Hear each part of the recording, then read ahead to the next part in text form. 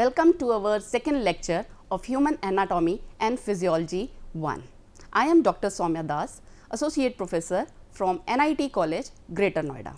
So, today we will discuss the second lecture, that is the structure and functions of cell, various transport mechanism across the cell membrane. So, let us start our today's lecture. See the diagram, this is very clear, neat and clean, well labeled diagram of structure of cell.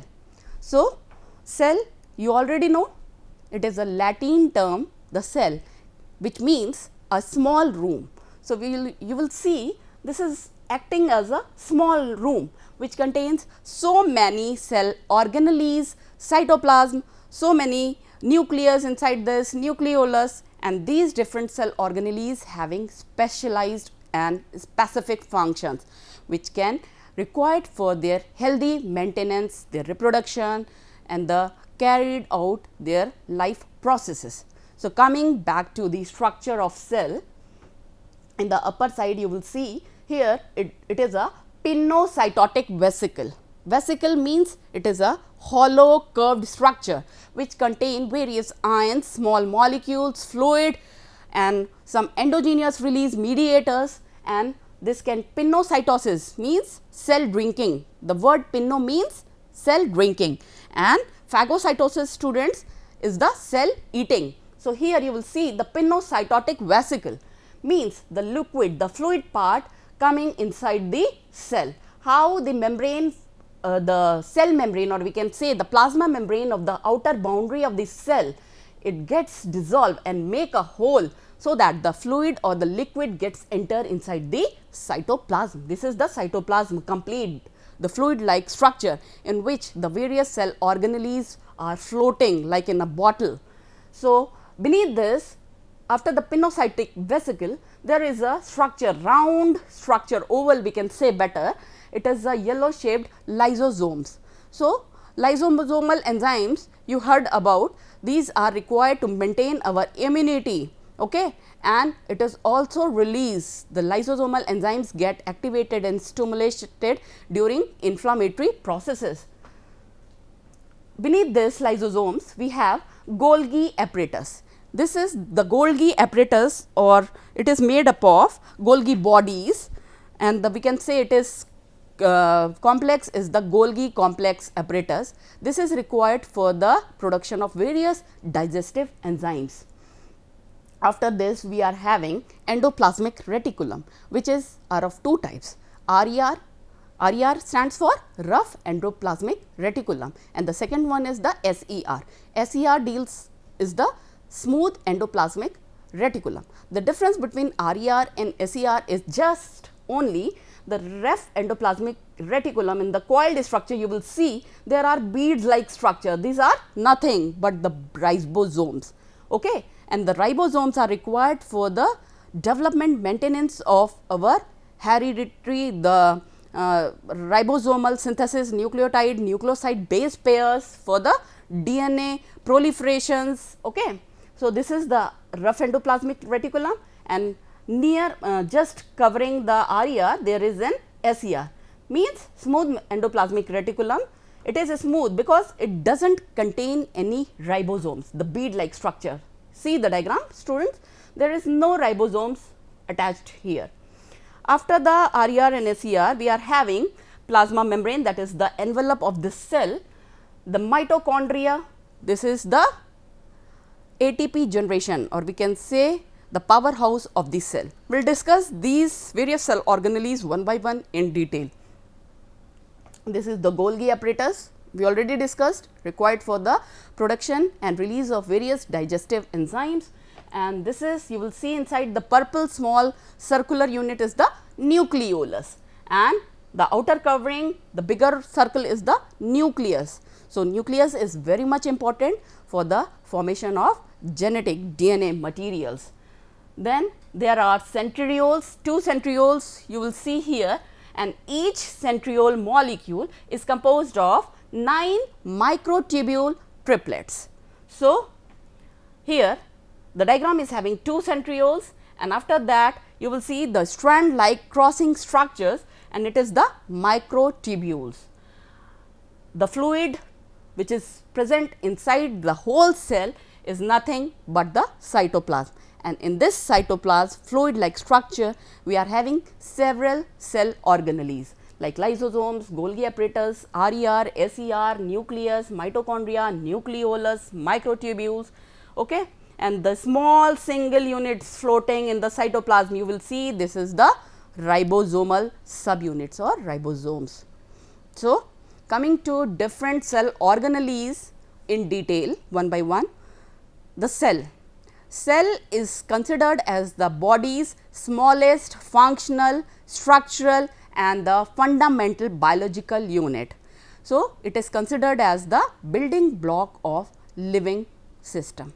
A cell consists of plasma membrane, the outermost covering of the cell, or we can say it is the cell membrane. Inside this plasma membrane, we are having so many cell organelles along with the fluid present in the cell named cytosol.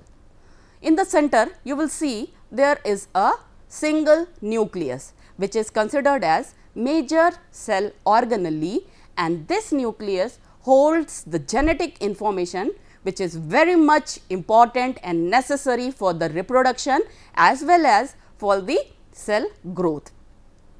Every cell has one nucleus and membrane bound organelle which is located inside the cytoplasm. Now, after the nucleus and nucleolus, there is other cell organelles like mitochondria. So, what is mitochondria? It is a double membrane bound organelle. You will see in the diagram, this is a double membrane, not membranous, it is a bimembranous double membrane bound cell organelle, and it is mainly responsible for the energy transaction, for the production and the maintenance of generation of ATP molecules. So, it is also considered as powerhouse of the cell for the survival and well-being, well-functioning maintenance of cell. So, after mitochondria we are having lysosomal and lysosomal enzymes. These are required for the proper functioning of our digestive system. So, how it works? It exocytosis, it can remove the unwanted materials or sometimes toxins or dead cells from the cell, dead organelles or tear and wear organelles from the cell. Then endoplasmic reticulum, it plays a significant role in the internal organization of the cell by synthesizing the selective molecules and also to process them, directing and sorting them to their appropriate location. So, the endoplasmic reticulum makes several proteins, sometimes it also mainly the RER students, that is the rough endoplasmic reticulum is involved for the synthesis, circulation and maintenance the level of several proteins, peptide molecules, while the SER, that is smooth endoplasmic reticulum, is mainly required for the synthesis of small protein molecules and some of the hormones inside the cell. Now, coming to the another cell organelle, that is cytoplasm. The cytoplasm is a thick, clear, jelly like fluid substance present inside the cell membrane. So, most of the chemical reactions within the cell takes place in this cytoplasm only. The cell organelles such as endoplasmic reticulum, some of the vacuoles, vacuoles means the void, the hollow structures, and mitochondria, ribosomes and other cell organelles, endoplasmic reticulum, then we are having Golgi apparatus, nucleus, nucleolus, these are suspended or floating in this fluid like structure named cytoplasm. Now, coming to the most important cell organelle, that is nucleus. The nucleus contains the hereditary material of the cell which contains the DNA. So, I hope you all know about the DNA. So, what is the full form of DNA, students? Yes, it is the deoxyribonucleic acid. What DNA does? DNA basically present in the eukaryotic cells. but in the prokaryotes where there is false nucleus, they are having RNA as their heredity genetic material. Okay. So, here the nucleus which carry the DNA sends various signals to the cells to grow bigger, to mature more and more, to divide by the mitotic and meiosis, various cell division pathways, and ultimately after performing their specific function they can die. The nucleus is surrounded by a nuclear envelope. You will see the outer nuclear envelope that separates the DNA from the rest of the cell organelles which are floated in the cytoplasm inside the single cell unit. The nucleus protects the DNA and it is considered as the integral component of a plant cell structure. The nuclear membrane protects the nucleus by forming a boundary between the nucleus and other cell organelles. Now, coming to the endoplasmic reticulum, this is a cell part denoted as capital ER, endoplasmic reticulum, and it is are of two types. We already discussed, one is RER, rough endoplasmic reticulum, and the second one is SER, means smooth endoplasmic reticulum, and this contains a network of tubules as well as some of the flattened sacs. These flattened sacs are termed as cristae. So, RER contains this attached ribosomes, while SER, that is smooth endoplasmic reticulum, does not having any of the ribosomes in their structure. RER synthesizes protein, while SER serves as a transitional area for the transport of various vesicles, and also they can take part for the carbohydrate and lipid synthesis. So, students, see the diagram of mitochondria. This is the transverse section, TS section of a mitochondria. So, you will see here it is a nuclear pore, the small gaps are there. The outer membrane boundary is the nuclear envelope. You will see here this is a nuclear envelope. Beside this, there are having both SER and RER. So, upper side there is no ribosomal involvement. So, this is SER, smooth endoplasmic reticulum, while beneath the SER you will see this is a RER. The small circle purple colored is the ribosomal subunits, and this makes the endoplasmic reticulum in rough endoplasmic reticulum. This curved floated structure is cristae. Then inside this is a cisternal space, and this is the rough endoplasmic reticulum structure. Now, coming to the mitochondria, as we already know, it is required for the ATP generation. So, as we all are human beings, we are taking aerobic respiration. So, see the diagram first. Mitochondria structural features. This is a long conical shaped structure. Inside this is the inner membrane of mitochondria, the outer covering is the outer membrane of mitochondria. In between the curved folded parts is the cristae moieties, and beneath this cristae layers we are having extracellular matrix. Okay. So, what is mitochondria? These are rod shaped cell organelle that can considered as the power generator of a cell. Energy is required for the well growth functioning of a healthy living system, and this energy are produced by converting the oxygen and the food which we can intake or some other nutrients, and this can convert into the form of ATP. So, ATP is the adenosine triphosphate. Adenosine is the nucleoside base pair, students, and tri means 3 phosphate groups are attached with this adenosine moiety and makes a ATP, adenosine triphosphate. This ATP is the chemical energy, or we can consider here it as currency of the cell, and this powers the cell to carry out their metabolic functions. This process is known as the aerobic respiration, because there is an involvement of oxygen. Okay? Aerobic respiration. In case of anaerobic, which is just opposite to aerobic respiration, students, there is no involvement or intake of oxygen.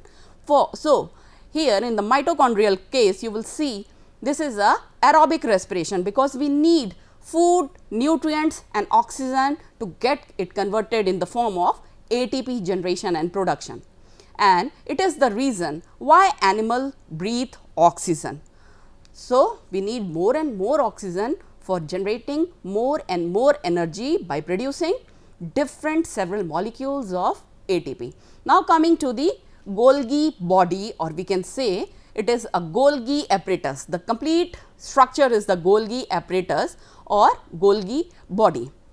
So, it is sometimes also you can see in your textbook, it is written as Golgi complex structure.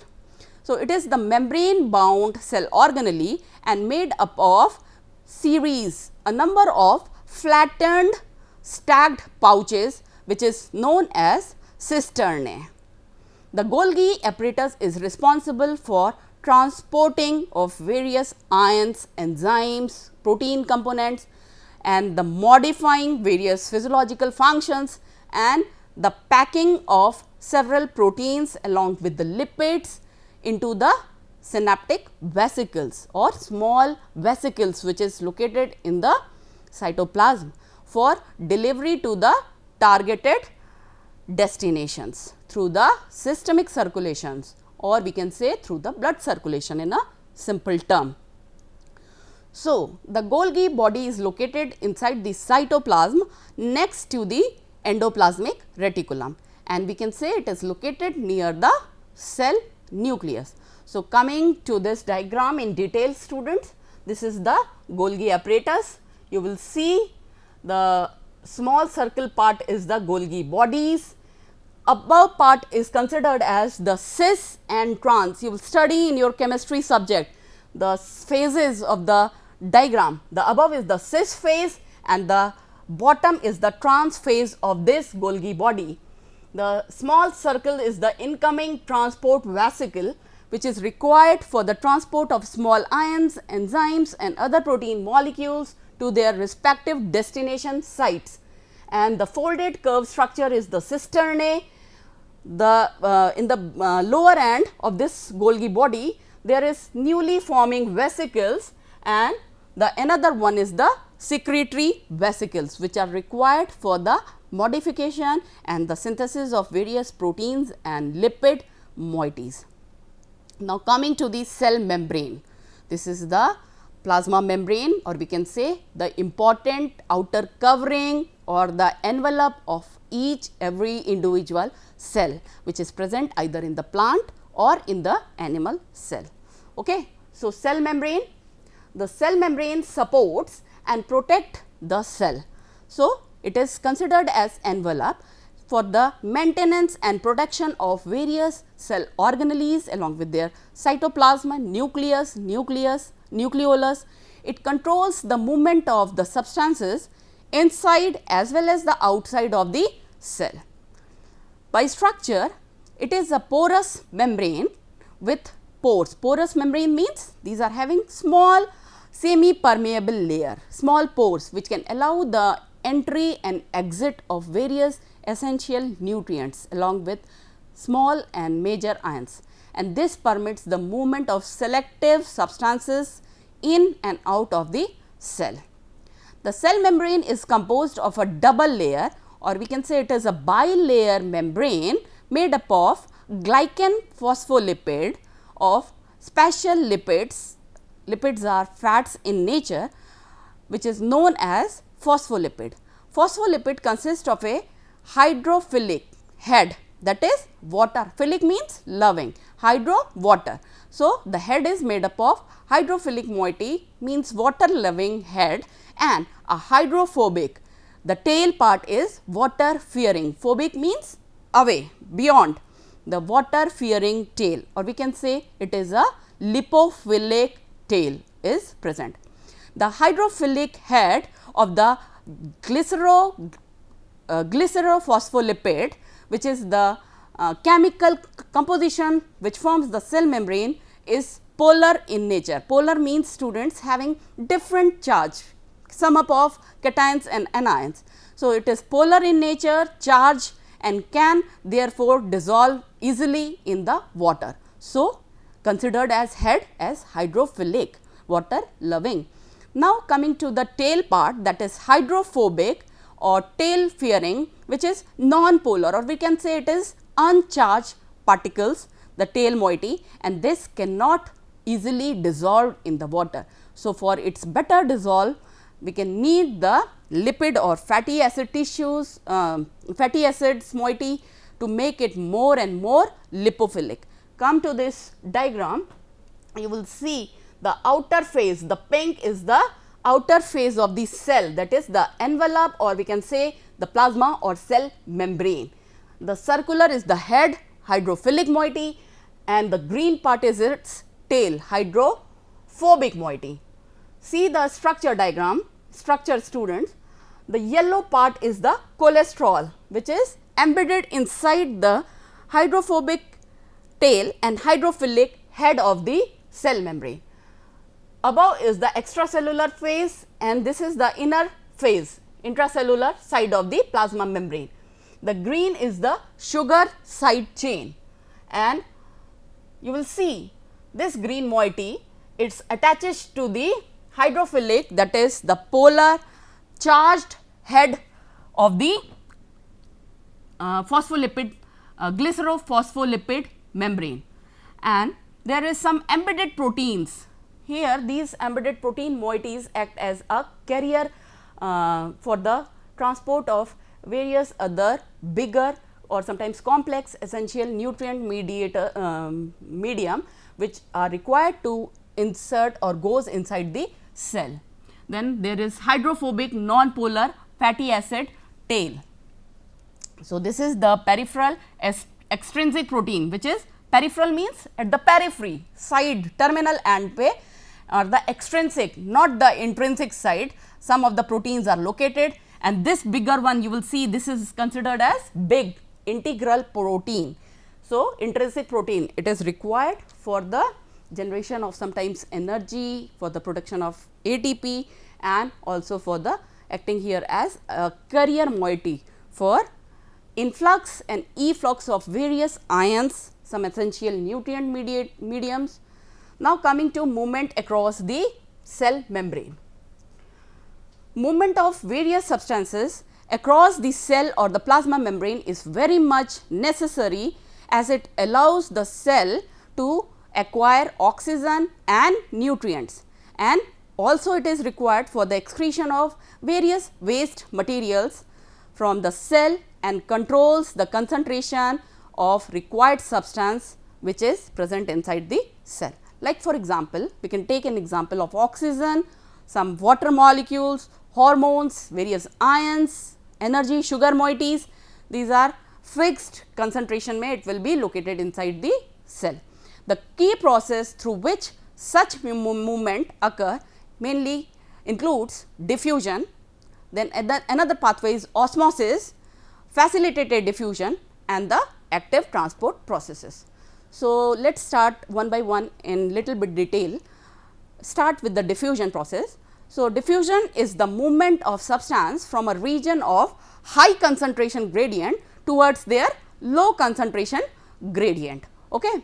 So, it is also known as down the concentration gradient diffusion process. Due to the fact that diffusion occurs across the concentration gradient, it can result in the movement of substance into as well as out of the cell. So, see this diagram. In this diagram, you will see the molecules are equally homogeneously distributed in the second chamber. Okay. Here is the high concentration gradient moiety, and this is the low concentration moiety. So, easily diffusion can take place. Now, coming to the osmosis, the second transport mechanism inside the cell. Osmosis is the movement of water molecule from a region of higher water potential to a region of lower water potential across a semi-permeable membrane. This you have to remember. Osmosis doesn't happen without the involvement of semi-permeable membrane, and this semi-permeable membrane separates the two regions inside the cell. Osmosis is a passive process and it doesn't require any input of energy. So, considered as passive transport mechanism. Cell membrane allows the molecules of water to pass through this osmosis. As water enters the cell via this osmotic pressure generation, it creates a pressure which is considered as osmotic pressure, and the phenomena which can pass the molecules from this water channel is known as the osmosis. So, see the diagram, students. There you will see 4 channels. The semi-permeable membrane, the black vertical line is considered as semi-permeable membrane inside the cell, and you will see the right hand side arrow as well as the left hand side arrow, entry and exit of various small ions and molecules inside the cell occurring here. So, this is the water molecule, and in the midline you will see the partially semi-permeable membrane and the sucrose molecules. Via this entry, the bigger sucrose molecules can pass from one side of the cell to the another side. The left hand side, there is a dilute solution which contains a high concentration of water molecules, H2O molecules, and the right hand side you will see there is less concentration of water molecules. So, to maintain their concentration gradient from high to low, the sugar moieties, sugar molecules can pass.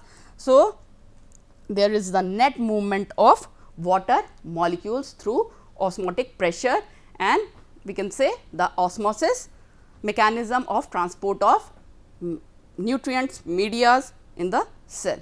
Now, coming to the third transport mechanism, that is facilitated diffusion. We already discussed about the diffusion process. Now, this is little bit different from that one, the previous one. It is facilitated. It means we have to give some input, some energy. Facilitated diffusion is a special form of diffusion which allows the rapid exchange of specific substances or some major particles which are taken up by the carrier protein moieties. So, there is an involvement of carrier protein moieties which change their shape by configurational change. As a result, there is the transfer of moieties or the molecules. The change in the shape causes the particles to be released on the other side of the cell membrane. So, facilitated diffusion can only be occur across living biological membrane which contains the carrier protein molecules. A substance which is easily transported via binding with the carrier protein moiety from a region of high concentration to a region of low concentration gradient until it is randomly, or we can say irregularly distributed. So, the facilitated diffusion movement is also a down the concentration gradient, same as diffusion process. See the diagram, students, how the protein channel, extracellular space above and inside the extracellular space, the moieties of different proteins via inside in the center you will see the protein carriers. When it opens, the molecule small ions get entrapped in this protein moiety. The carrier protein helps to this ion to pass inside the cell, or it will easily pass with the help of these carrier proteins and goes these ions intracellularly. Now, coming to the active transport process. Active transport is the movement of various substances against, remember this term, against the concentration gradient from a region of low concentration towards the high concentration with the involvement of ATP, energy, students here. We need ATP here to perform the active transport process. The biological system, or we can say it is a form in which the energy occurs in the form of ATP, adenosine triphosphate. The process transports substance through a membrane which is named as protein. The movement of substance is selective via the carrier protein moiety, and it can also occur into and out of the cell. the best example to explain active transport process is the sodium potassium ATPase pump, and it is an example of primarily active transport mechanism. Come to this diagram, students. Above there is an extracellular space, inside there is an intracellular space. So, see the ATP involvement, okay, how the channel protein entrap the sodium ions, and this ATP now with the use of triphosphate, it is phosphorylation, dephosphorylated, and it becomes ADP, that is adenosine diphosphate, and there is an exit of intracellular sodium ions towards the extracellular space. But for maintaining the cation, the ionic balance extracellularly and intracellularly, the ADP now converted to, after dephosphorylation, it gets converted to AMP, that is adenosine monophosphate, so that the extracellularly present potassium ions easily entrapped in the protein moiety and goes the intracellular space. So, see this diagram. Here extracellularly you will see more concentration of sodium ions, plus is increased amount, while there is decreased amount of potassium extracellularly, while increased amount of potassium ions intracellularly occurs with the use of ATP via active transport process. So, this is today's lecture. See you in our next lecture. Thank you.